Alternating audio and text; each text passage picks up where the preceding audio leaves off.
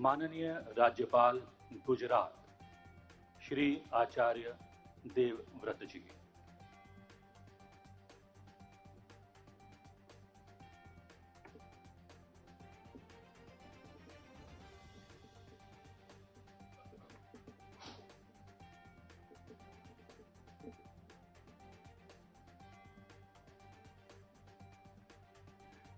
पीठासीन अधिकारियों के 80वें सम्मेलन के समापन समारोह में माननीय प्रधानमंत्री श्री नरेंद्र मोदी जी का हार्दिक स्वागत है।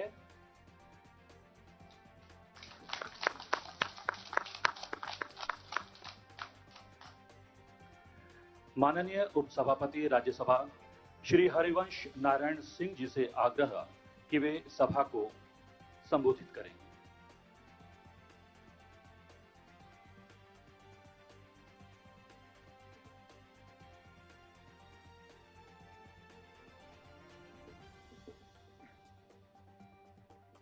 हमसे जुड़े माननीय प्रधानमंत्री आदरणीय श्री नरेंद्र मोदी जी, महामहिम राज्यपाल श्री आचार्य देवव्रत जी, माननीय अध्यक्ष लोकसभा श्री ओम बिरला जी, माननीय केंद्रीय मंत्री श्री प्रहलाद जोशी जी, माननीय अध्यक्ष गुजरात विधानसभा श्री राजेंद्र त्रिवेदी जी, राज्य विधानसभाओं विधान परिषद के अध्यक्षगण व उपाध्यक्षगण, उपस्थित महानुभावों, नमस्कार।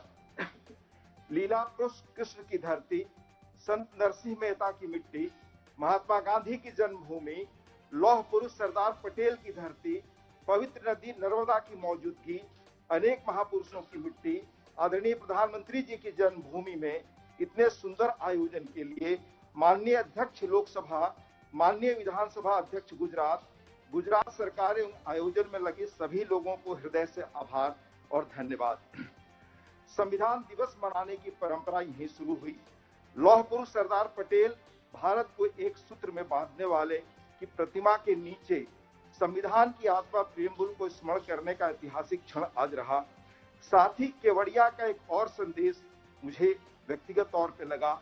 6-7 वर्षों पहले महज यह बैरन लैंड था, बंजर धरती थी। विश्व की सबसे ऊंची प्रतिमा शहर का प्लैन्ड वे में विश्व मानचित्र पर आना इस अर्थ में भी यह भूमि प्रेरक है। 2014 में राज्यसभा में आया। अल्प संसदीय अनुभव के आधार पर इस अगस्त फोरम में बदलते समय के संदर्भ में रूल्स ऑफ प्रोसीजर और conduct of business in parliament legislatures के बारे में कुछ एक सुझाव रखना चाहूंगा। लोकसभा मूलतः rules of procedure based on the constituent assembly legislature rules, जिसकी नींव 1920 में पड़ी। यही rules were modified and adopted in 1952 जब संविधान बना। इसके बाद डे टू डे कामकाज में जरूरत के अनुसार समय समय पर प्रोसीजरल चेंज हुए। Some of them were comprehensive also. मेरी जानकारी में मेजर बेसिक ओवरऑल बदलाव या होलिस्टिक अप्रोच से चेंज शायद अभी नहीं हुए। राज्यसभा में भी इसी तरह 1964 में रूल्स अडॉप्ट करने के बाद procedural change as per requirement major comprehensive change भी हुए, पर बदलते समय के संदर्भ में आधारभूत बदलाव होने चाहिए। विधानसभाओं के रूल्स मूलतः लोकसभा पर आधारित। सभी विधानसभाओं में भी समय समय पर कॉम्प्रिहेंसिव रिव्यू हुए हैं। कुछ एक ने नई चीजें भी जोड़ी हैं, पर बदले समय के संदर्भ में उन्हें भी रिलुक करने की जरूरत है। यह मेरी निजी मान्यता है। उदाहरण के तौर पर संसद और विधानमंडलों के संदर्भ में संविधान के आर्टिकल 193 में कहा गया है कि यदि एक स्ट्रेंजर सदन की कार्यवाही में भाग लेता हुआ पाया जाता है तो उसे 500 रुपए प्रतिदिन के हिसाब से फाइन देना होगा। यह अंग्रेजों का समय का गैर जरूरी प्रावधान है। इस बात के औचित्य पर संविधान सभा में भी क्वेश्चन हुआ था। माननीय उपराष्ट्रपति राज्यसभा ने माननीय उपराष्ट्रपति राज्यसभा सभापति इस कॉम्प्रिहेंसिव बदलाव के पक्षधर रहे हैं। उन्होंने 2018 में एक एक्सपर्ट कमेटी श्री वीके अग्निहोत्री के चेयरमैनशिप में, जो संसदीय कार्य मंत्रालय के सचिव और बाद में राज्यसभा के महासचिव थे, बनाया। इस समिति ने 77 अमेंडमेंट सजेस्ट किए हैं, जिनमें 124 नए रूल्स जोड़ने की बात है। चेयरमैन द्वारा 184 डायरेक्शन देने का सुझाव है। उल्लेखनीय है कि समय की चुनौतियों के अनुरूप 25 अमेंडमेंट्स फ्यूचरिस्टिक नेचर के हैं। इनके अलावा पूरे रूल्स को जेंडर न्यूट्रल करने का भी प्रस्ताव है। It proposes to add 6 new chapters in the rule book. यह जीपीसी के विचाराधीन है। भारतीय संविधान में समय समय पर परिस्थितियों के अनुरूप अब तक 100 से अधिक बदलाव हुए हैं। हाल ही में वर्तमान अध्यक्ष लोकसभा माननीय श्री ओम बिरला जी ने भी लोकसभा के रूल्स का कॉम्प्रिहेंसिव रिव्यू अपेक्षित बदलाव की दृष्टि से नवंबर 2019 में एक्सपर्ट कमेटी बनाई है। मुझे लगता है इसी दृष्टि से अप्रासंगिक कानूनों के बारे में भी, जैसे केंद्र में जनवरी 2020 तक लगभग 1500 पुराने पड़ चुके कानून खत्म हो चुके हैं। राज्य विधानसभाओं में कुल कितने अपने पुराने कानूनों को खत्म किया वे भी जरूर कर रहे होंगे, पर पब्लिक डोमेन में मैंने बहुत ढूंढा, नहीं मिला। विदेशों में कुछ परंपरा है जहां लोकतांत्रिक व्यवस्था है कि जो एक्ट पास होते हैं उनमें से एक सनसेट क्लॉज डाल दिया जाता है। इतनी अवधि के बाद यह एक्ट ऑटोमेटिकली लैप्स होगा। एक और सबसे महत्वपूर्ण तथ्य जो मुझे लगता है कि हमारे बहुत सारे कानून फिजिकल एज की हैं और यह डिजिटल टेक्नोलॉजी का दौर है। हमें आत्म प्रश्न करना चाहिए कि क्या लीगल सिस्टम डिजिटल और वर्चुअल एज में बदलाव के साथ गति रख पा रहे हैं। बदलाव की गति क्या है? जो दुनिया के जाने माने फ्यूचरोलॉजिस्ट वो कहते हैं, 2016 में कुजनेट्स ने कहा कि अपने जीवन काल में हम 20,000 वर्षों का प्रगति और बदलाव एक साथ देखने वाले हैं। इस संदर्भ में हमें चीजों को रिविजिट करना चाहिए। उदाहरण के तौर पे मैं कहना चाहूंगा कि हाल में श्री आर.एस. शर्मा की किताब मेकिंग ऑफ आधार जो हाल में आई है, पढ़ रहा था और उसे हम सबको देखना चाहिए कि प्रॉपर इंस्टीट्यूशनल और लीगल फ्रेमवर्क हो तो जो टेक्नोलॉजी का इस्तेमाल गवर्नेंस में है, देश को बेहतर बनाने में है, उसको गति मिलेगी। 1985 में बहुत सारे प्रयोग उन्होंने डिस्ट्रिक्ट कलेक्टर के रूप में शुरू किए। अगर उसको इंस्टीट्यूशनल सपोर्ट उन दिनों मिलता धीरे धीरे तो हम इन चीजों में बहुत आगे गए होते। कुछ एक महत्वपूर्ण सवाल जो मेरे मन में उठते रहे हैं कि कानून जब समय के अनुसार नहीं बनते तो उसका क्या कॉस्ट समाज पे करता है। मानगी के तौर पे मैं 2-3 चीजें बताना चाहूंगा। The Lokpal and Lokayukta act 1968 में आया, पर कानून बन पाया अंततः 2019 में, 51 वर्षों बाद। 50-60s में ऊपर सत्ता में क्या हो रहा था, एजी नूरानी की पुस्तक है मिनिस्टर्स मिसकंडक्ट। अगर उस संदर्भ में जो उस वक्त सवाल उठे, संथानम कमेटी बनी, अगर कानून बन गया होता, यह एक्ट पास हो गया होता तो शायद हालात और बेहतर होते। The prevention of food adulteration amendment act 2018 खाद्य मिलावट 54 में बना था, 64 वर्षों बाद आया। इसी तरह कल ट्रैफिक रेगुलेशन के बारे में मैंने जिक्र किया था, ऑटोमोबाइल्स रेगुलेशन लॉ 1988 में बना, पर कानून 30 वर्षों बाद बना 2018 में, जब रजिस्टर्ड वाहनों की संख्या 1.48 करोड़ थी। 2016 में यह 22 करोड़ हो गई। इसी तरह अनेक चीजें हैं। The new insolvency regime, the insolvency and bankruptcy code 2016 में बना, पर 1960 में लॉ कमीशन ने बैंक्रप्सी पर रिपोर्ट दी थी। अनेक ऐसे कानून हैं। यह सदन की चीजें हैं, विधायिका का है, देश दलों से बड़ा है, समय डिजिटल एरा का है।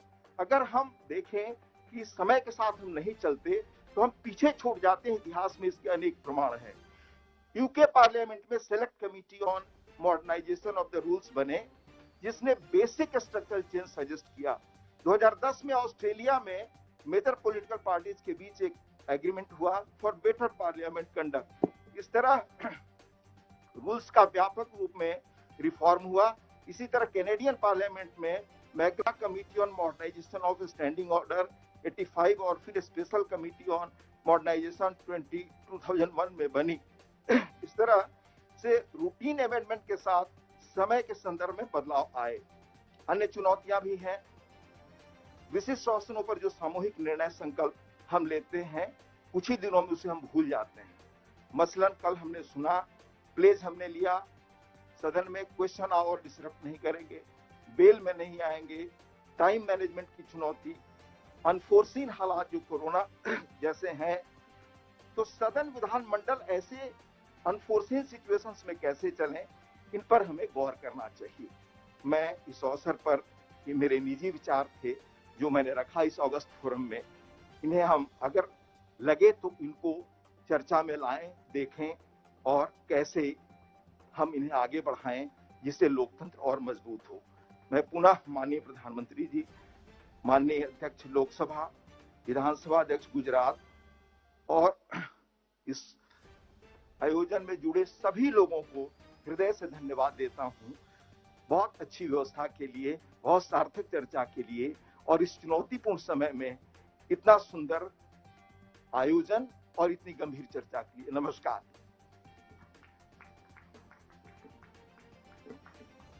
धन्यवाद माननीय उपसभापति राज्यसभा श्री हरिवंश नारायण सिंह जी। माननीय अध्यक्ष लोकसभा श्री ओम बिरला जी से आग्रह कि सभा को संबोधित करें। परम आदरणीय माननीय प्रधानमंत्री जी, गुजरात के राज्यपाल महोदय, राज्यसभा में उपसभापति जी, संसदीय कार्य मंत्री जी, संसदीय राज्य मंत्री जी, गुजरात विधानसभा के अध्यक्ष जी, सभी राज्यों के पीठासीन अधिकारीगण, माननीय संसद सदस्यगण, प्रतिष्ठित गणमान्य अतिथिगण, आज पीठासीन अधिकारियों के 80वें अखिल भारतीय सम्मेलन का समापन केवड़िया में हो रहा है। हमारा परम सौभाग्य है कि आदरणीय प्रधानमंत्री जी इस सम्मेलन के समापन समारोह में हमसे जुड़े हैं। सम्मेलन का आयोजन हमारे स्वतंत्रता आंदोलन के महानायक राष्ट्रपति महात्मा गांधी जी की पावन जन्मभूमि पर हो रहा है, जहां एक ओर मां नर्मदा का सतत प्रभाव है, दूसरी ओर राष्ट्र के एकीकरण के प्रणेता सरदार वल्लभ भाई पटेल की विशाल प्रतिमा है।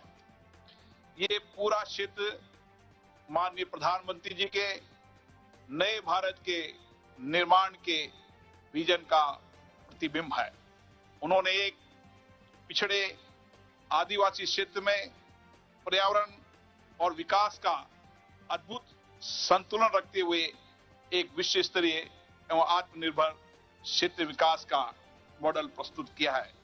इस मॉडल में स्थानीय और आदिवासी और पिछड़े लोगों के लिए उनकी सांस्कृतिक विरासत को संरक्षित करते हुए रोजगार और कल्याण के सतत अवसर उपलब्ध कराए गए हैं। सभी पीठासीन अधिकारी 2 दिन से इस पावन भूमि को देख रहे हैं और अभिभूत हैं। मैं इसके लिए भी प्रधानमंत्री जी की दूरदर्शिता से हम सब प्रेरित हुए और हमें नई शक्ति और ऊर्जा भी मिली है। आज भारत के संविधान की 71वीं सालगिरह के पुनीत अवसर पर देश की एकता एवं अखंडता के सूत्रधार सरदार वल्लभ भाई पटेल की विशाल प्रतिमा की छत्र छाया में संविधान की शपथ लेकर हमें दिव्य अनुभूति हुई है। ये शपथ हमारे लिए औपचारिकता मात्र नहीं है, बल्कि राष्ट्र निर्माताओं के प्रति हमारी कृतज्ञता की अभिव्यक्ति है। विषम परिस्थितियों के बावजूद 2 दिन में इस महासम्मेलन में 20 विधान मंडल के पीठासीन अधिकारी उपस्थित रहे। सभी प्रतिनिधियों ने संवैधानिक विषयों पर व्यापक संवाद किया और अपने अनुभवों तथा विधान मंडलों में किए जा रहे नवचारों का भी साझा किया। सम्मेलन में ये सभी का मत था कि संविधान की मूल भावनाओं के अनुसार लोकतंत्र के तीनों स्तंभों को अपनी अपनी सीमाओं के अंदर सहयोग, सामंजस्य और समन्वय की भावना से कार्य करना चाहिए। लोकतंत्र को सशक्त तभी बनाया जा सकता है जब सभी संस्थाएं मजबूत होने के साथ साथ जनता के प्रति उत्तरदायी और पारदर्शी हो। पीठासीन अधिकारियों ने सामूहिक संकल्प भी लिया है कि हम अपनी विधायिका को जनता के प्रति अधिक जवाबदेह बनाने के साथ साथ सदन की गरिमा एवं सम्मान को और बढ़ाने का प्रयास करेंगे। सभा ने लोकतंत्र उत्सव के आयोजन, राष्ट्रीय सर्वश्रेष्ठ विधायिका पुरस्कार की स्थापना और नागरिकों में मौलिक कर्तव्यों के प्रति जागरूकता के प्रसार पर भी सर्वसम्मत तरीके से निर्णय लिए हैं। हमने कई फैसले और निर्णय किए जिनके आधार पर हम लोकतंत्र को सशक्त और मजबूत बनाएंगे। ये भी हमने निर्णय लिया है कि सम्मेलन में किए गए निर्णयों को समयबद्ध तरीके से प्रभावी क्रियान्वयन करने का भी हमने संकल्प लिया है। हमारे राष्ट्र नायकों ने दलगत और व्यक्तिगत प्रतिबद्धताओं से ऊपर उठकर एवं नागरिकों को केंद्र में रखकर संविधान की रचना की थी। आज हमारा भी यही कर्तव्य है कि हम राजनीतिक मतभेदों से ऊपर उठकर राष्ट्र हित में कार्य करें। हम भले ही अलग अलग दलों से चुनकर आते हैं, परंतु हमारा उद्देश्य देश हित और जनहित ही होता है। स्वतंत्रता के समय हमारे देश की परिस्थितियां इस प्रकार की थी कि नागरिक अधिकारों पर अधिक बल दिया गया था, परंतु आज के परिप्रेक्ष्य में यह आवश्यक है कि हम अपने अधिकारों से ऊपर उठकर राष्ट्र के प्रति अपने कर्तव्यों को समर्पित भावना से पालन करें। हमारा संविधान मौलिक अधिकारों के साथ साथ कर्तव्यों के निर्वहन पर भी समान बल देता है। संविधान आधुनिक गीता की तरह है जो हमें कर्म करने की प्रेरणा देता है तथा राष्ट्र के प्रति अपने कर्तव्यों का बोध कराता है। हमारे देश की जनता ने इन्हीं भावनाओं का आत्मसात किया है। आज कोरोना वैश्विक महामारी के समय सभी देशवासी सामूहिक रूप से प्रयास कर रहे हैं और इस चुनौती का मुकाबला कर रहे हैं और हम अपने नागरिक अधिकारों के कर्तव्यों को भी निभा रहे हैं। आज संविधान दिवस के पावन अवसर पर गुजरात की इस पुण्य भूमि से हम नए और महान राष्ट्र के निर्माण का संकल्प लेकर जा रहे हैं। इस धरती से राष्ट्रपति महात्मा गांधी, लौह पुरुष सरदार वल्लभ भाई पटेल ने राष्ट्रीय एकता और राष्ट्रीय स्वाभिमान का आह्वान किया था और आज इसी धरती से हमारे यशस्वी प्रधानमंत्री माननीय नरेंद्र मोदी जी के सशक्त नेतृत्व में हमारा देश सफलता, शौर्य और समृद्धि में के एक नए युग में प्रवेश कर रहा है। प्रगति के पथ पर आगे बढ़ते हुए आज हमारा दायित्व है कि राष्ट्रीय एकता और राष्ट्र के प्रति कर्तव्यनिष्ठा की भावना रखते हुए राष्ट्र निर्माण का संकल्प जन जन तक पहुंचाएं। संविधान दिवस पर यही हमारा सच्चा संकल्प होगा और अपने संविधान निर्माताओं के प्रति सच्चा समर्पण होगा।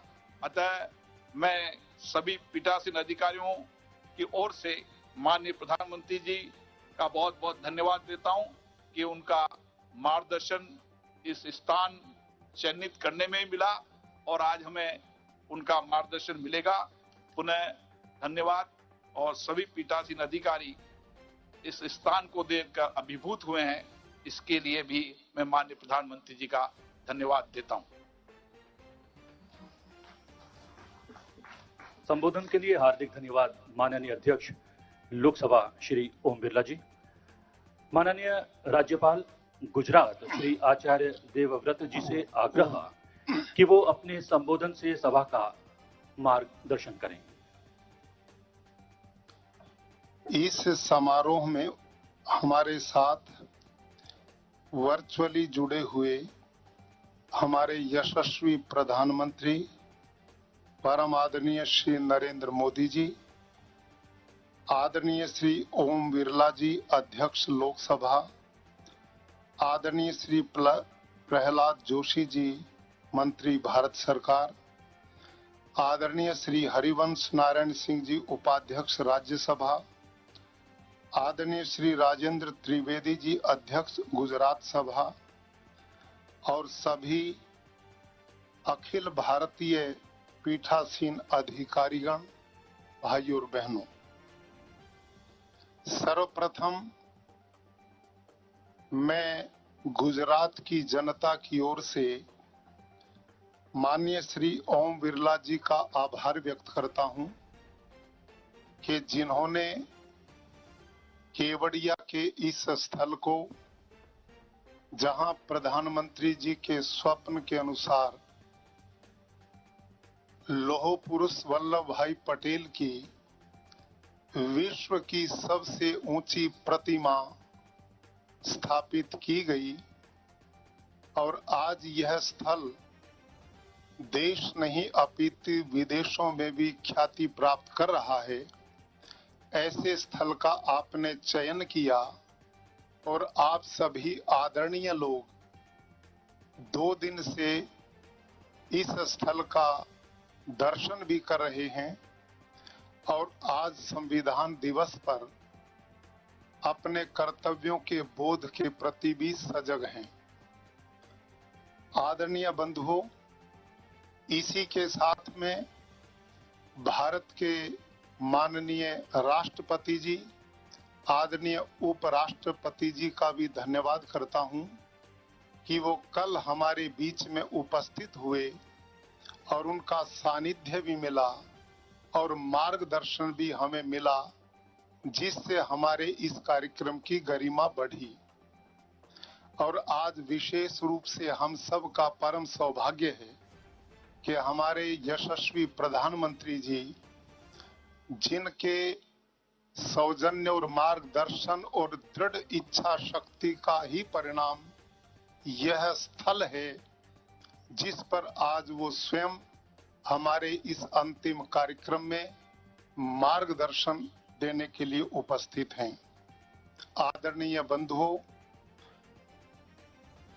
आप और हम आज जिस स्थल पर बैठे हैं, एक विचार कैसे उसे परिणति में बदल देता है, यह माननीय प्रधानमंत्री जी की दृढ़ इच्छा शक्ति का परिणाम। यह सातपुड़ा और विंध्याचल की पहाड़ियां जो वनवासी क्षेत्र है, इस जगह पर जंगल में मंगल और एक जंगल में नई बस्ती का कुल 2 वर्ष में बन जाना, इसके पीछे कितनी बड़ी विल पावर, दृढ़ इच्छा शक्ति हो सकती है, इसका ये परिणाम है।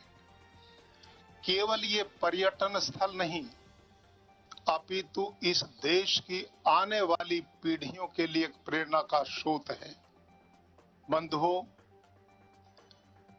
आजाद भारत हो गया, 565 रियासतों को यदि सम्मिलित करके अखंड भारत का निर्माण ना होता तो आज हम किस रूप में होते, इसकी कल्पना कीजिए।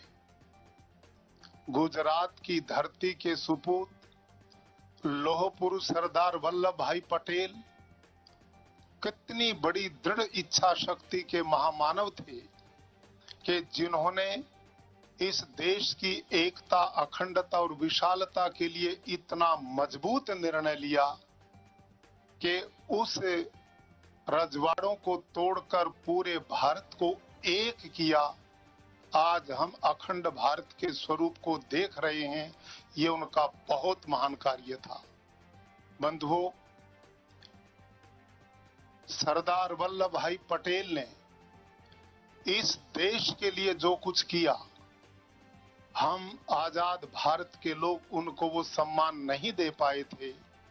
आज जो सम्मान भारत के यशस्वी प्रधानमंत्री जी ने उनको दिया, केवल सम्मान ही नहीं दिया, अपितु यह स्टैच्यू ऑफ यूनिटी आने वाली पीढ़ियों के लिए कितना बड़ा प्रेरणा का पुंज बन पाएगा।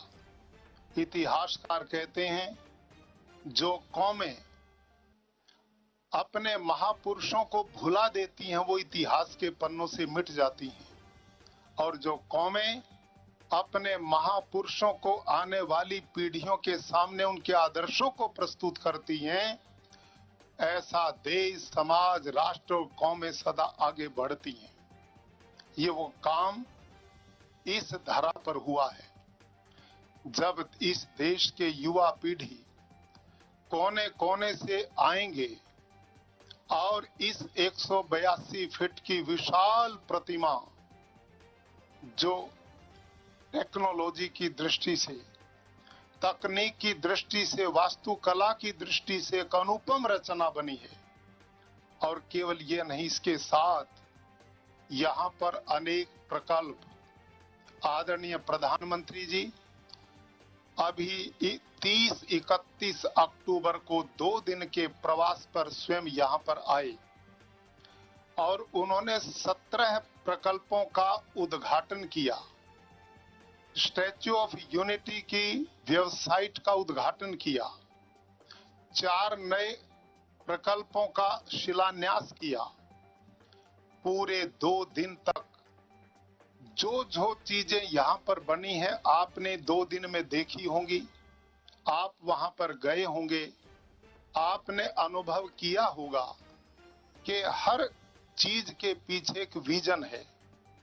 यूं ही कोई पार्क नहीं बना दिया गया, यूं ही कोई कार्यक्रम यहाँ संपादित नहीं हुआ, अपितु हर के पीछे एक लॉजिक है।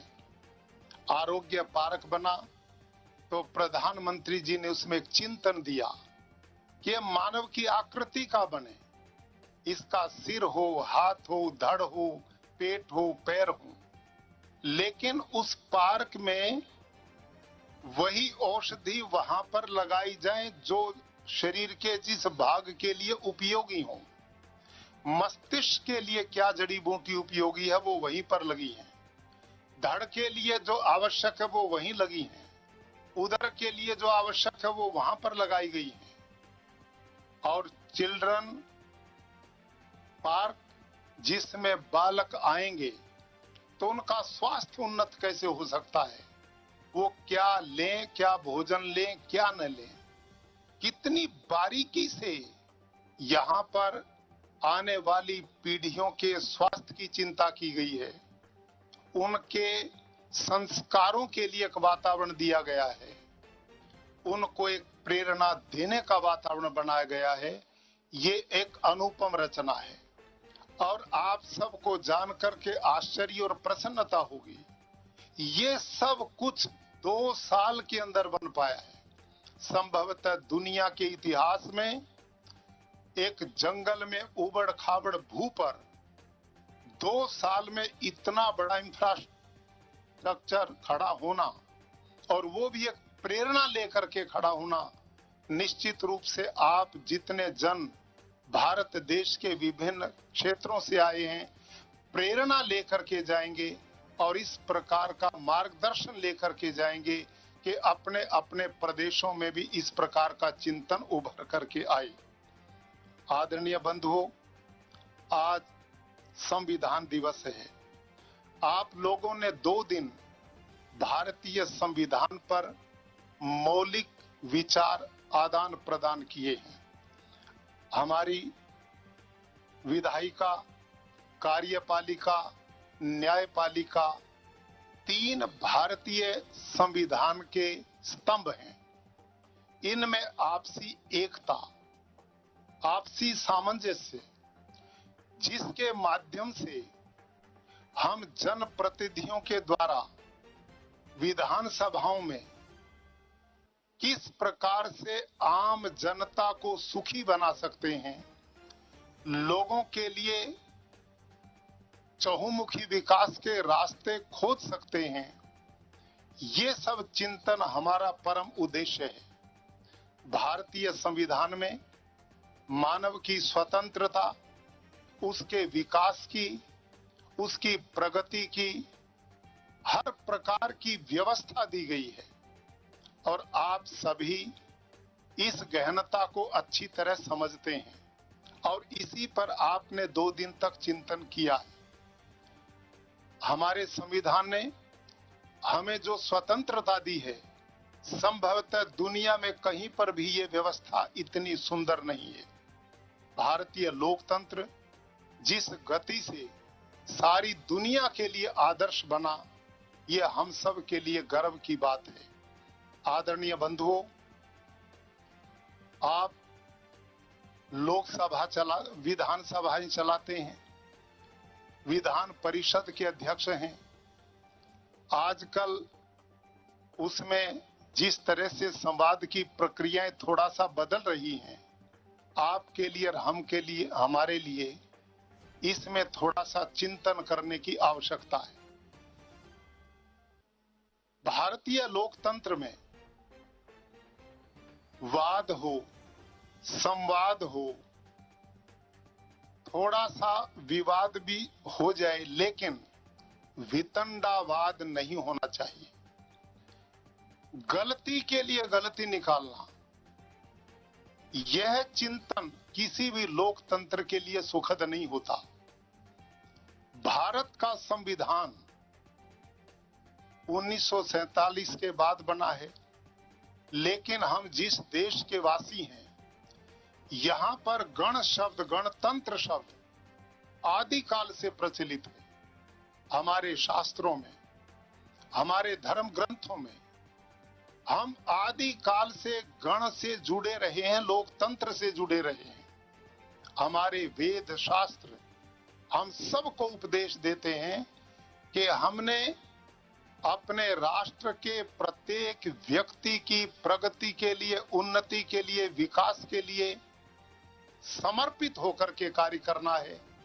और इसके लिए ऋग्वेद, जहां एक संगठन सूक्त है जिसमें लोकतंत्र के लिए उस काल से व्यवस्था है, जहां लिखा है संगच्छध्वम संवदध्वम संवो मनानसी जानताम देवा भागम यथा पूर्वे संजानान उपासते।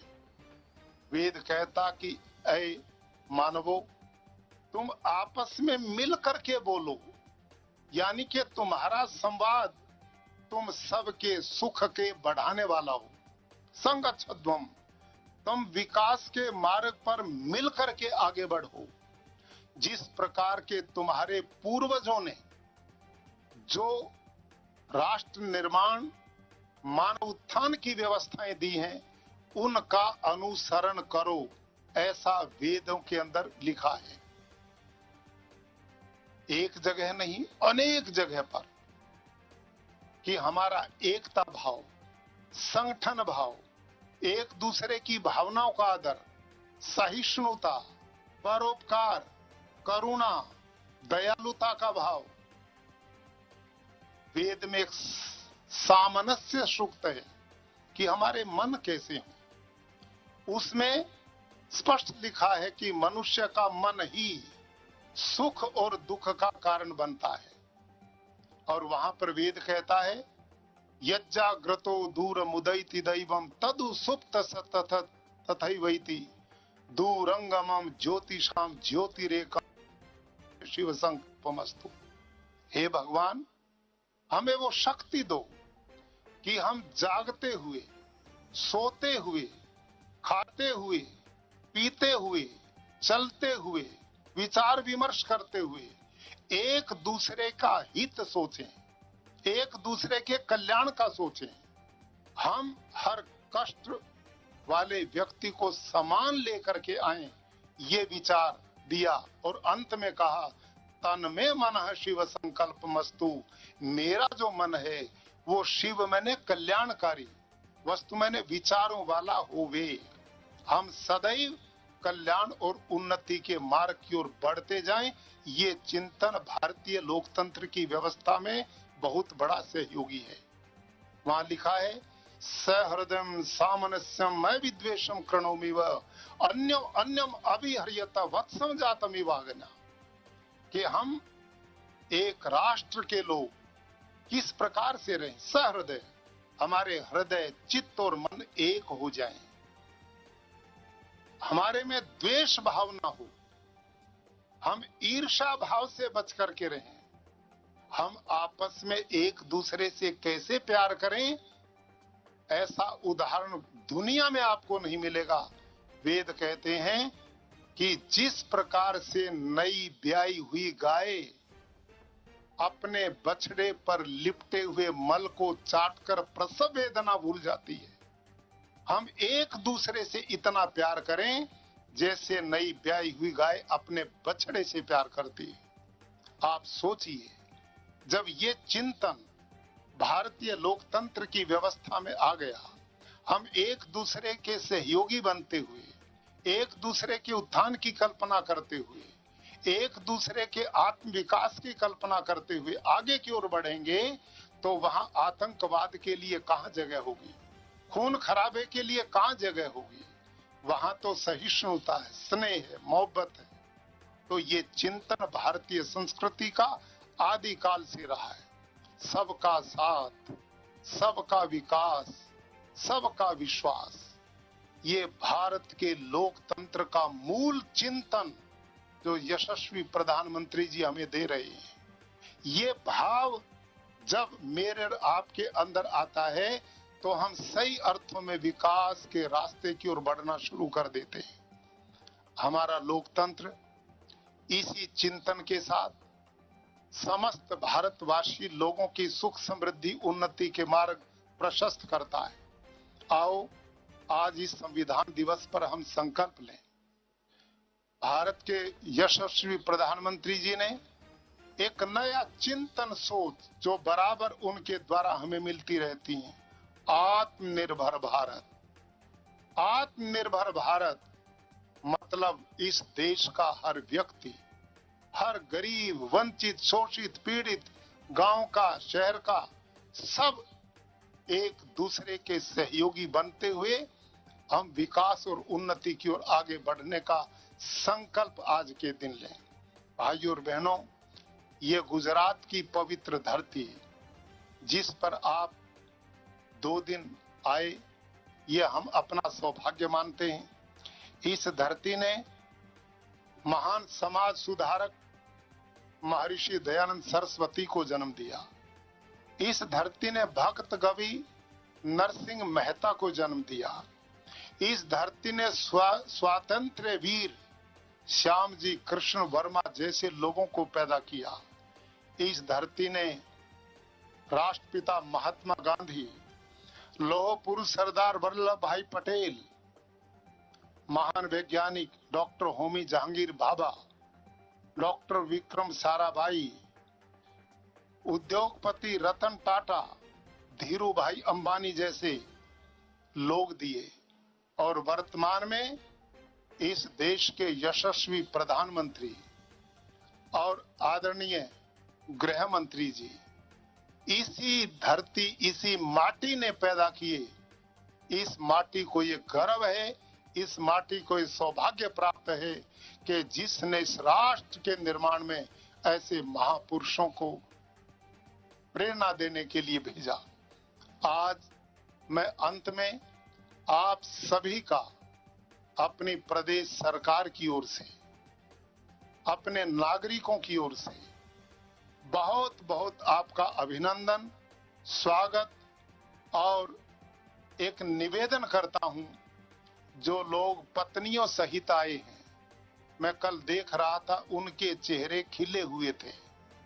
जो बिना परिवारों के आए हैं वो उदास थे, वो महसूस कर रहे थे कि हम अकेले आ गए। इतना सुंदर स्थल है, इतना दर्शनीय है, इतना प्रेरणा का पुंज है। तो आप सबसे मेरा आग्रह रहेगा, जब आप अपने अपने स्थल पर वापस जाएं, अपने मित्रों को, अपने संबंधियों को, अपने साथियों को इस स्थल के बारे में जानकारी दें, उनको प्रेरित करें ताकि वो लोग इस स्थल को देखने के लिए आएं और राष्ट्र की एकता का, राष्ट्र की अखंडता का भाव लेकर के जाएं और अपना प्यारा भारतवर्ष सरदार वल्लभ भाई पटेल के उसी संकल्प और इसी विजन के अनुसार बने। और माननीय प्रधानमंत्री जी ने उनकी उसी सोच को जनमानस में पहुंचाने के लिए, आने वाली पीढ़ियों को प्रेरणा देने के लिए इस इतने बड़े विजन के साथ दुनिया में ऐतिहासिक ये कार्य किया है, जो हम सब आने वाली पीढ़ियों के लिए, देश के लोगों के लिए प्रेरणा का स्रोत बनता रहेगा। आपने मुझे अपने इस अंतिम कार्यक्रम में सम्मिलित किया, मैं आप सबका आभार प्रकट करता हूं। आदरणीय लोकसभा अध्यक्ष ओम बिरला जी का आभार प्रकट करता हूं। धन्यवाद। ओम शांति। धन्यवाद माननीय राज्यपाल गुजरात श्री आचार्य देवव्रत जी। अब माननीय प्रधानमंत्री श्री नरेंद्र मोदी जी सम्मेलन का समापन अभिभाषण प्रस्तुत करेंगे। माननीय प्रधानमंत्री श्री नरेंद्र मोदी जी।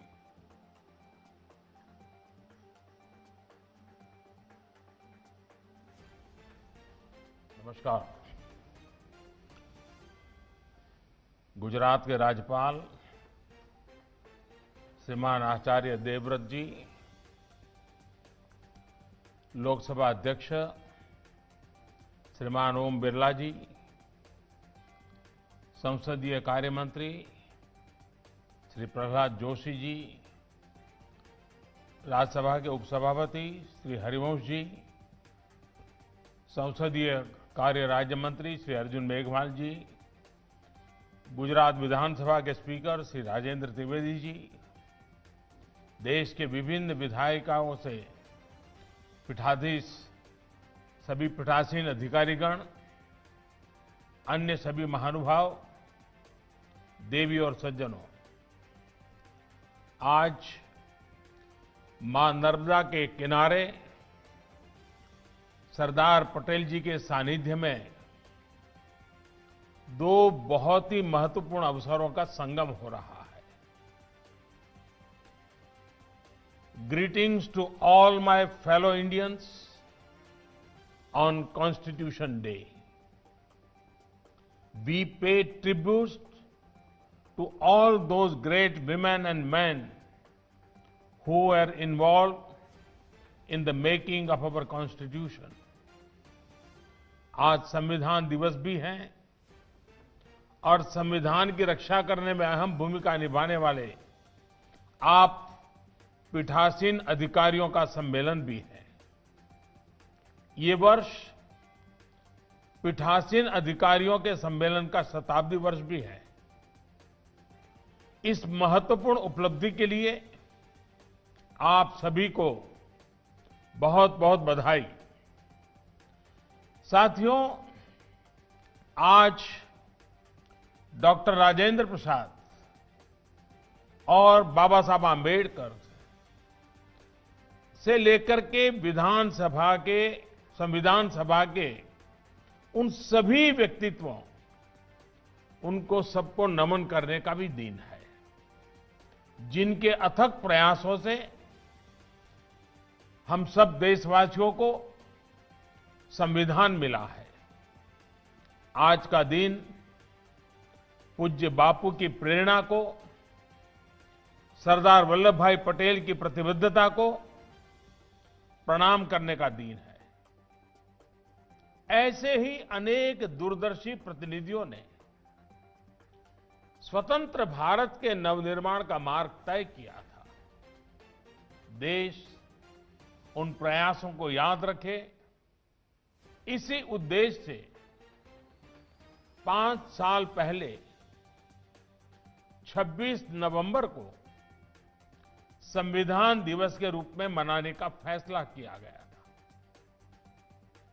मैं पूरे देश को हमारे लोकतंत्र के इस अहम पर्व के लिए बधाई देता हूं।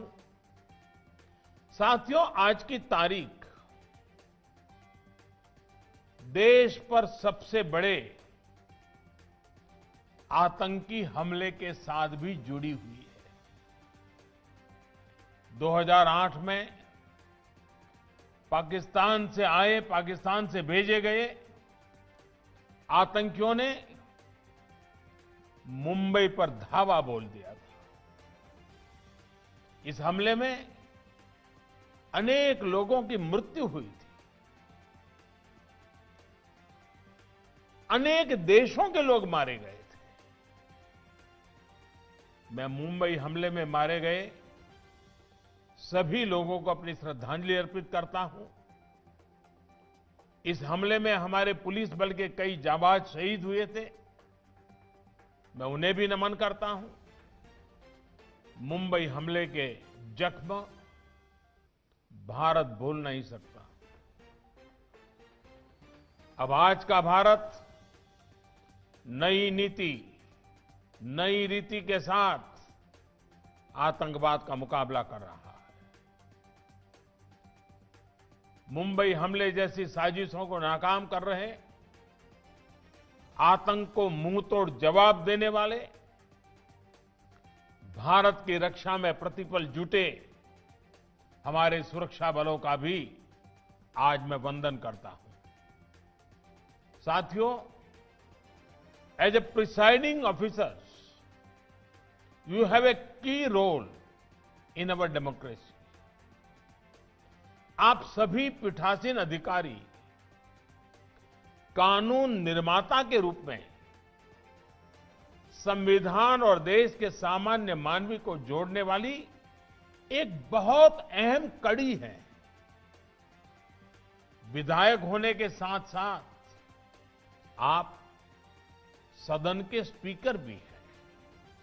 ऐसे में हमारे संविधान की तीनों महत्वपूर्ण अंग, विधायिका, कार्यपालिका और न्यायपालिका के बीच बेहतर सामंजस्य स्थापित करने में आप बहुत बड़ी भूमिका अदा कर सकते हैं। आपने अपने सम्मेलन में इस पर काफी चर्चा भी की है। संविधान की रक्षा में न्यायपालिका की अपनी भूमिका होती है, लेकिन स्पीकर लॉ मेकिंग बॉडी का फेस होता है। इसलिए स्पीकर एक तरह से संविधान के सुरक्षा के कवच का पहला प्रहरी भी है। साथियों, संविधान के तीनों अंगों की भूमिका से लेकर मर्यादा तक सब कुछ संविधान में ही वर्णित है। 70 के दशक में हमने देखा था कि कैसे सेपरेशन ऑफ पावर की मर्यादा को भंग करने की कोशिश हुई थी, लेकिन इसका जवाब भी देश को संविधान से ही मिला। बल्कि इमरजेंसी के उस दौर के बाद चेक्स एंड बैलेंस का सिस्टम मजबूत से मजबूत होता गया। विधायिका, कार्यपालिका और न्यायपालिका तीनों ही उस कालखंड से बहुत कुछ सीखकर आगे बढ़े। आज भी वो सीख उतनी ही प्रासंगिक है। बीते 6-7 सालों में विधायिका, कार्यपालिका और न्यायपालिका में सामंजस्य को और बेहतर करने का प्रयास हुआ है। साथियों, इस तरह के प्रयासों का सबसे बड़ा प्रभाव पड़ता है जनता के विश्वास पर। कठिन से कठिन समय में भी जनता की आस्था इन 3 अंगों पर बनी रहती है। ये हमने इन दिनों इस वैश्विक महामारी के समय भी बखूबी देखा है। भारत की 130 करोड़ से ज्यादा जनता ने जिस परिपक्वता का परिचय दिया है, उसकी एक बड़ी वजह सभी भारतीयों का संविधान के तीनों अंगों पर पूर्ण विश्वास है। इस विश्वास को बढ़ाने के लिए निरंतर काम भी हुआ है। महामारी के इस समय में देश की संसद ने राष्ट्रहित से जुड़े कानूनों के लिए, आत्मनिर्भर भारत के लिए, महत्वपूर्ण कानूनों के लिए जो तत्परता और प्रतिबद्धता दिखाई है, वह भी अभूतपूर्व है। इस दौरान संसद के दोनों सदनों में तय समय से ज्यादा काम हुआ है।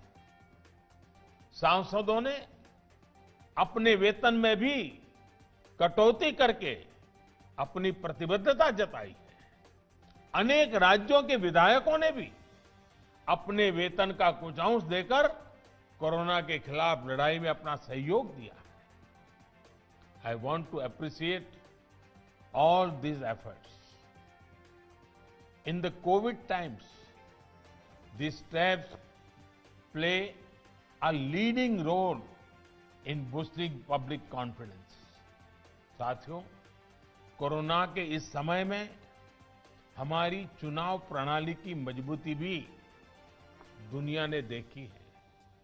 इतने बड़े स्तर पर चुनाव होना, समय पर परिणाम आना,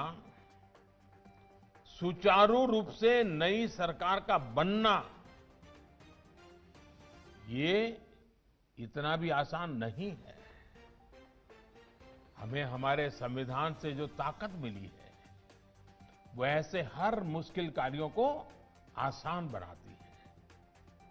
हमारा संविधान 21वीं सदी में बदलते समय की हर चुनौती से निपटने के लिए हमारा मार्गदर्शन करता है।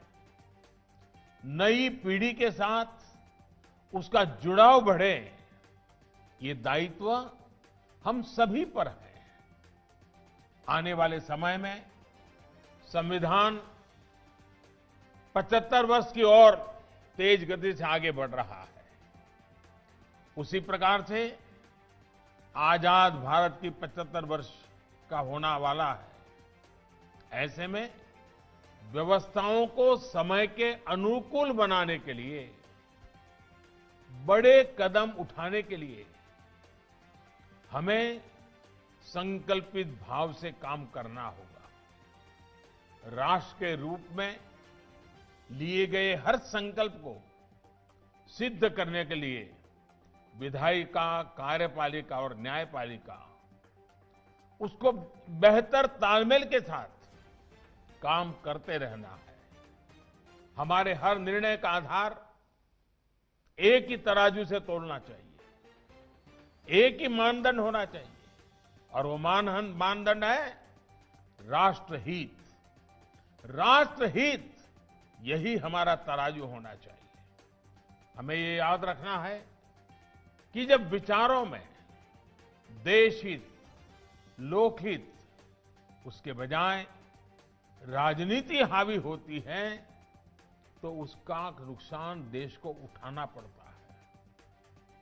जब हर कोई अलग अलग सोचता है, तो क्या परिणाम होते हैं, उसका गवाह आप 2 दिन से जहां विराजमान हैं, वो सरदार सरोवर डैम भी उसका एक बहुत बड़ा उदाहरण है।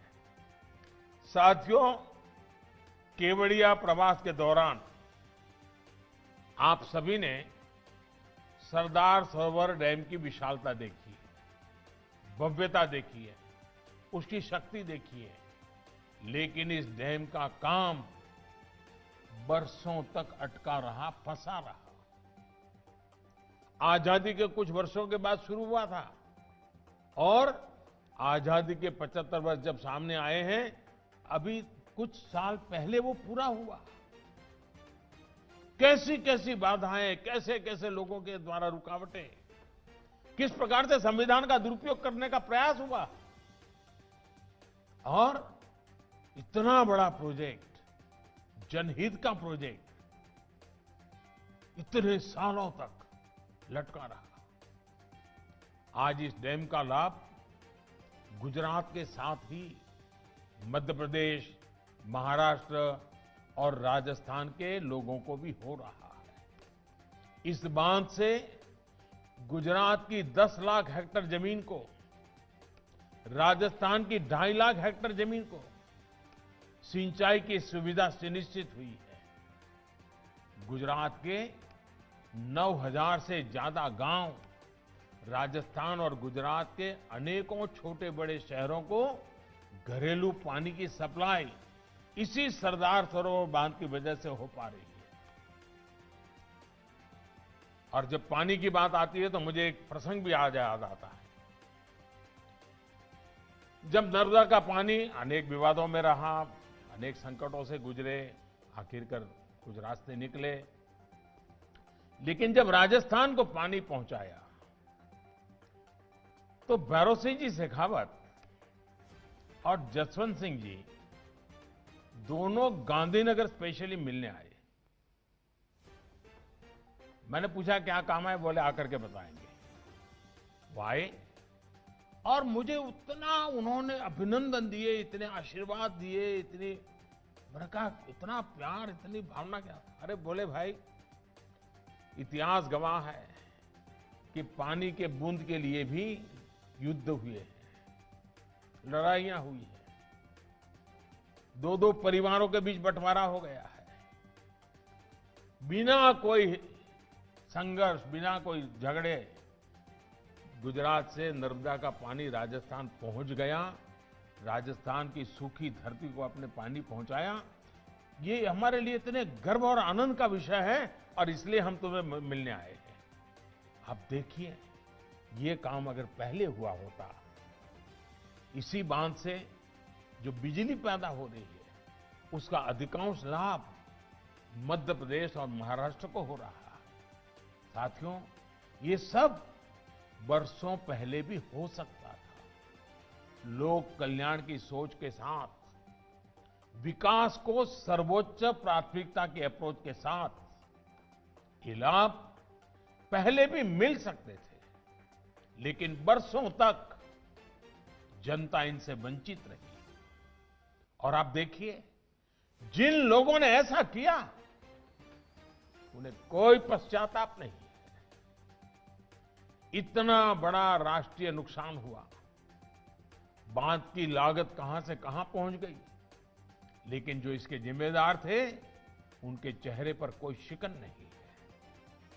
हमें देश को इस प्रवृत्ति से बाहर निकालना है।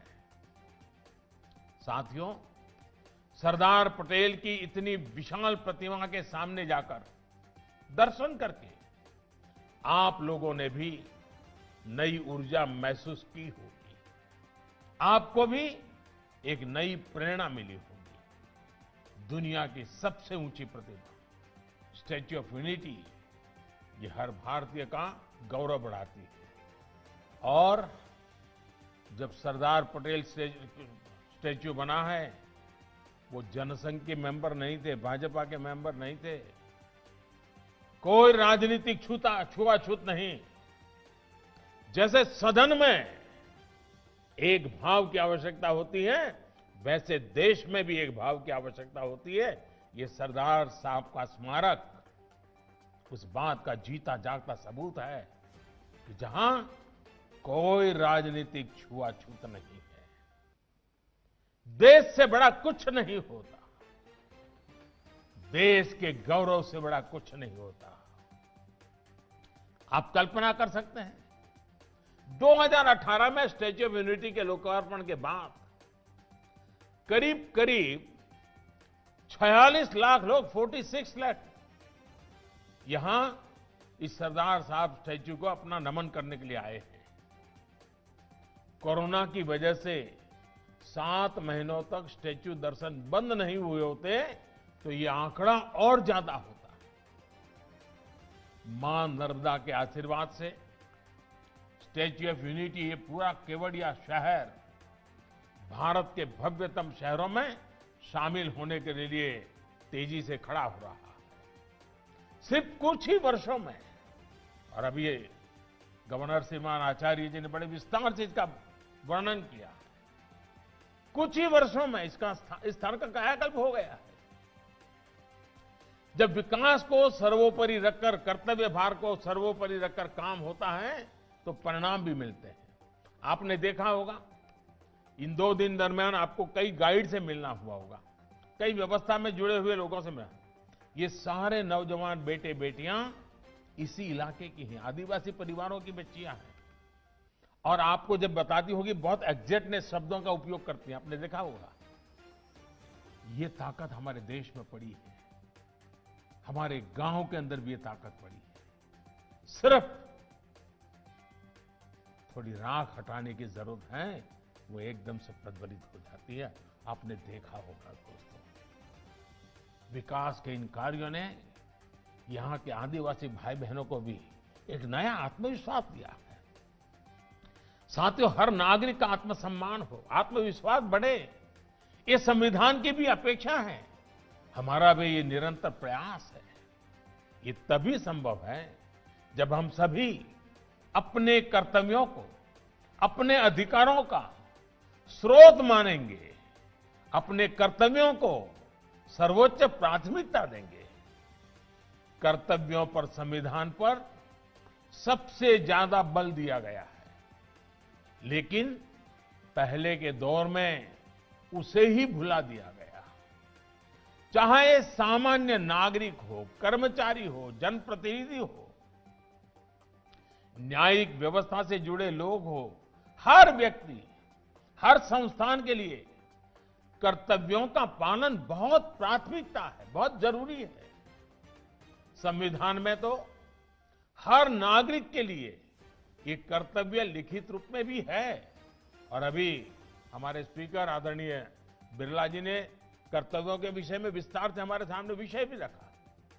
Friends, our constitution has many special features, but one very special feature is the importance given to duties. Mahatma Gandhi himself was very keen about this. He saw a close link between rights and duties. He felt that once we perform our duties, rights will be safeguarded. साथियों, अब हमारे प्रयास ये होने चाहिए कि संविधान के प्रति सामान्य नागरिक की समझ और ज्यादा व्यापक हो। इसके लिए संविधान को जानना, समझना भी बहुत जरूरी है। आजकल हम सब लोग सुनते हैं केवाईसी, ये बहुत कॉमन शब्द है, हर कोई जानता है। केवाईसी का मतलब है नो योर कस्टमर। ये डिजिटल सुरक्षा का एक बड़ा अहम पहलू बना हुआ है। उसी तरह केवाईसी एक नए रूप में, केवाईसी यानी नो योर कॉन्स्टिट्यूशन, हमारे संविधान सुरक्षा कवच को भी मजबूत कर सकता है। इसलिए मैं संविधान के प्रति जागरूकता के लिए निरंतर अभियान चलाते रहना, ये देश की आने वाली पीढ़ियों के लिए आवश्यक मानता हूं। विशेषकर स्कूलों में, कॉलेजों में हमारी नई पीढ़ी को इससे बहुत करीब से परिचय करना होगा। I would urge you all to take initiative that make aspects of our constitution more popular among our youth, that too through innovative methods. साथियों, हमारे यहाँ बड़ी समस्या ये भी रही है कि संवैधानिक और कानूनी भाषा उस व्यक्ति को समझने में मुश्किल होती है जिसके लिए जो कानून बना है। मुश्किल शब्द, लंबी लंबी लाइनें, बड़े बड़े पैराग्राफ, क्लोज सब क्लोज, यानी जाने अनजाने एक मुश्किल जाल बन जाता है। हमारे कानूनों की भाषा इतनी आसान होनी चाहिए कि सामान्य से सामान्य व्यक्ति भी उसको समझ सके। हम भारत के लोगों ने इस संविधान खुद को दिया है, इसलिए इसके तहत लिए गए हर फैसले, हर कानून से सामान्य नागरिक सीधा कनेक्ट महसूस करे, ये सुनिश्चित करना होगा। इसमें आप जैसे पीठासीन अधिकारियों की बहुत बड़ी मदद मिल सकती है। इसी तरह समय के साथ जो कानून अपना महत्व खो चुके हैं, उनको हटाने की प्रक्रिया भी आसान होनी चाहिए। अभी हमारे माननीय हरिवंश जी ने उसके विषय में अच्छे उदाहरण दिए हमारे सामने। ऐसे कानून जीवन आसान बनाने के बजाय बाधाएं ज्यादा बनाते हैं। बीते सालों में ऐसे सैकड़ों कानून हटाए जा चुके हैं, लेकिन क्या हम ऐसी व्यवस्था नहीं बना सकते जिससे पुराने कानूनों में संविधान की तरह ही पुराने कानूनों को रिपील करने की प्रक्रिया स्वतः चलती रहे? अभी कुछ कानूनों में सनसेट क्लॉज की व्यवस्था शुरू की गई है। अब एप्रोप्रिएशन एक्ट और कुछ और दूसरे कानूनों में भी इसका दायरा बढ़ाने पर विचार चल रहा है। मेरा सुझाव है कि राज्य की विधानसभाओं में भी इस प्रकार की व्यवस्था सोची जा सकती है, ताकि पुराने अनुपयोगी कानूनों को स्टैट्यूट बुक से हटाने के लिए प्रोसीजर रिक्वायरमेंट्स में बचा जा सके। इस प्रकार की व्यवस्था से कानूनी कंफ्यूजन बहुत कम होगा और सामान्य नागरिकों को भी आसानी होगी। साथियों, एक और विषय है और वो भी इतना ही महत्वपूर्ण है, वो चुनावों का। वन नेशन वन इलेक्शन सिर्फ एक चर्चा का विषय नहीं है, बल्कि ये भारत की जरूरत है। हर कुछ महीने में भारत में कहीं न कहीं बड़े चुनाव हो रहे होते हैं। इससे विकास के कार्यों पर जो प्रभाव पड़ता है उसे आप सब भली भांति जानते हैं। ऐसे में वन नेशन वन इलेक्शन पर गहन अध्ययन और मंथन आवश्यक है और इसमें पीठासीन अधिकारी काफी मार्गदर्शन कर सकते हैं, गाइड कर सकते हैं, लीड कर सकते हैं। इसके साथ ही लोकसभा हो, विधानसभा हो या पंचायत चुनाव हो, इनके लिए एक ही वोटर लिस्ट काम में आए, इसके लिए हमें सबसे पहले रास्ता बनाना होगा। आज हर एक के लिए अलग अलग वोटर लिस्ट है, हम क्यों खर्चा कर रहे हैं, समय क्यों बर्बाद कर रहे हैं। अब हर एक के लिए 18 साल से ऊपर तय है। पहले तो उम्र में फर्क था, इसलिए थोड़ा वो रहा, अब कोई जरूरत नहीं है। साथियों, डिजिटाइजेशन को लेकर संसद में और कुछ विधानसभाओं में कुछ कोशिशें हुई है, लेकिन अब पूर्ण डिजिटलीकरण करने का समय आ चुका है। अगर आप प्रिसाइडिंग ऑफिसर्स इसमें जुड़े इनिशिएटिव लेंगे तो मुझे विश्वास है कि हमारे विधायक गण, सांसद गण भी तेजी से ये टेक्नोलॉजी को एडॉप्ट कर लेंगे। क्या आजादी के 75 वर्ष को देखते हुए आप इससे जुड़े लक्ष्य तय कर सकते हैं? कोई टारगेट तय करके यहां से जा सकते हैं? साथियों, आज देश के सभी विधायी सदनों को डेटा शेयर करने की दिशा में आगे बढ़ना जरूरी है, ताकि देश में एक सेंट्रल डेटाबेस हो। सभी सदनों के कामकाज का एक रियल टाइम ब्यौरा आम नागरिक को भी उपलब्ध हो और देश के सभी सदनों को भी ये उपलब्ध हो। इसके लिए नेशनल ई विधान एप्लीकेशन के रूप में एक आधुनिक डिजिटल प्लेटफॉर्म पहले से ही विकसित किया जा चुका है। मेरा आप सभी से आग्रह रहेगा कि इस प्रोजेक्ट को जल्द से जल्द एडॉप्ट करें।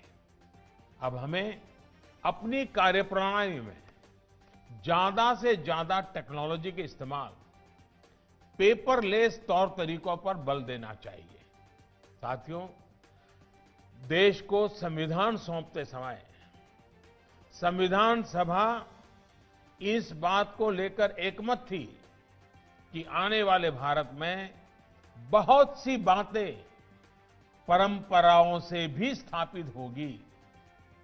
संविधान सभा चाहती थी कि आने वाली पीढ़ियां ये सामर्थ्य दिखाएं और नई परंपराओं को अपने साथ जोड़ते चले। हमें अपने संविधान के शिल्पियों की इस भावना का भी ध्यान रखना है। पीठासीन अधिकारी होने के नाते आप सभी क्या नया कर सकते हैं, कौन सी नई भी चीज जोड़ सकते हैं, इस दिशा में भी कुछ न कुछ कंट्रीब्यूट करेंगे तो देश के लोकतंत्र को एक नई ताकत मिलेगी। विधानसभा की चर्चाओं के दौरान जन भागीदारी कैसे बढ़े, आज की युवा पीढ़ी कैसे जुड़े, इस बारे में भी सोचा जा सकता है। अभी दर्शक दीर्घाओं में लोग आते हैं, चर्चा भी देखते हैं, लेकिन इस प्रक्रिया को बहुत नियोजित तरीके से भी किया जा सकता है। जिस विषय की चर्चा हो उस विषय के अगर संबंधित लोग वहां रहे उस दिन तो ज्यादा लाभ होगा। जैसे मानो शिक्षा से जुड़ा कोई विषय हो तो विद्यार्थियों को, शिक्षकों को, यूनिवर्सिटी के लोगों को बुलाया जा सकता है। सामाजिक सरोकार से जुड़ा कोई अन्य विषय हो तो उससे संबंधित समूह को बुलाया जा सकता है। महिलाओं के संबंधित कोई विषय की चर्चा हो तो उनको बुलाया जा सकता है। इसी तरह कॉलेजों में भी मॉक पार्लियामेंट को बढ़ावा देकर हम बहुत बड़ी मात्रा में इसको प्रचारित कर सकते हैं और हम स्वयं भी उससे जुड़ सकते हैं। कल्पना करिए यूनिवर्सिटी के छात्रों की संसद हो और आप खुद उसे संचालित करें। इससे विद्यार्थियों को कितनी प्रेरणा मिलेगी, कितना कुछ नया सीखने को मिलेगा। ये मेरे सुझाव भर हैं। आपके पास वरिष्ठता भी है, आपके पास अनुभव भी है। मुझे विश्वास है कि ऐसे अनेक प्रयासों से हमारी विधायी व्यवस्थाओं पर जनता का विश्वास और मजबूत होगा। एक बार फिर इस कार्यक्रम में मुझे निमंत्रित करने के लिए मैं स्पीकर महोदय का बहुत आभार व्यक्त करता हूं। मैंने ऐसे ही सुझाव दिया था, लेकिन स्पीकर साहब ने केवड़िया में इस कार्यक्रम की रचना की। गुजरात के लोगों की मेहमान नवाजी तो बहुत अच्छी होती ही होती है। वैसे हमारे देश के हर कोने में स्वभाव है, तो उसमें तो कोई कमी नहीं आई होगी, ऐसा मुझे पूरा विश्वास है। लेकिन इसको देखने के बाद हो सकता है आपके मन में कई अच्छे नए विचार आए हों। अगर वहाँ वो विचार अगर पहुँचा देंगे तो जरूर उसका लाभ होगा इसके विकास में, क्योंकि एक पूरे राष्ट्र के लिए एक गौरवपूर्ण जगह बनी है। उसमें हम सबका योगदान हो, क्योंकि इसके मूल में आपको याद होगा हिंदुस्तान के हर गांव से किसानों ने खेत में जो औजार उपयोग किया था वैसा पुराना औजार इकट्ठा किया था हिंदुस्तान के 6 लाख गांवों से, और उसको यहाँ पर मेल्ट करके इस स्टैच्यू बनाने में किसानों के खेत में उपयोग किए गए औजार का में से लोहा निकालकर इस स्टैच्यू में उपयोग किया गया है। यानी इसके साथ एक प्रकार से हिंदुस्तान का हर गांव, हर किसान जुड़ा हुआ है। साथियों, नर्मदा जी और सरदार साहब के सानिध्य में ये प्रवास आपको प्रेरित करता रहे, इसी कामना के साथ आप सबको मेरी तरफ से बहुत बहुत आभार, बहुत बहुत धन्यवाद, बहुत शुभकामनाएं। माननीय प्रधानमंत्री नरेंद्र मोदी जी का संबोधन के लिए हार्दिक धन्यवाद और आभार। सभी माननीय अतिथियों से विनम्र निवेदन कि सम्मेलन के समापन के साथ